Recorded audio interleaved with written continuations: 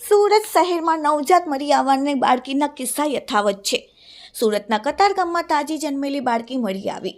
બાળકીની કીડીઓ કરડી રહી હતી, તેથી તે રડી રહી હતી, જેથી રાહદારીઓની નજર પડતા તેને 108માં સિવિલ હોસ્પિટલ ખસેડવામાં આવ્યા, જ્યાં હાલ આ બાળકીને NICUમાં સારવાર આપવામાં આવી રહી છે.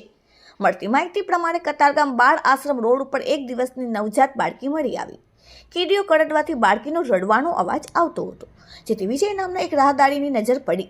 રાહદારીએ તાત્કાલિક 108ને જાણ કરી બાળકીને સિવિલ હોસ્પિટલ ખાતે ખસેડવામાં આવી.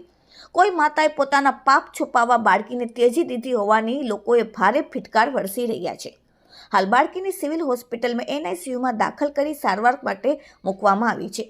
હાલ તો સુરત સિવિલ પોલીસ ચોકીમાં કતારગામ પોલીસને જાણ પણ કરવામાં આવી છે. પોલીસ પર બાળકીને ત્યજી દેનારને શોધી રહી છે. સુરત સિવિલ હોસ્પિટલના સુપ્રિન્ટેન્ડન્ટ ડોક્ટર ગણેશ કોકરે જણાવ્યું કે આ બાળકીનું વજન 1 કિલો 800 ગ્રામ છે અને બાળકીના શરીર પર ઉઝરડા અને કીડીઓ કરડી હોવાના નિશાન છે. બાળકીને NICUમાં દાખલ કરીને સારવાર આપવામાં આવી રહી છે. હાલ તેની હાલત સ્ટેબલ છે.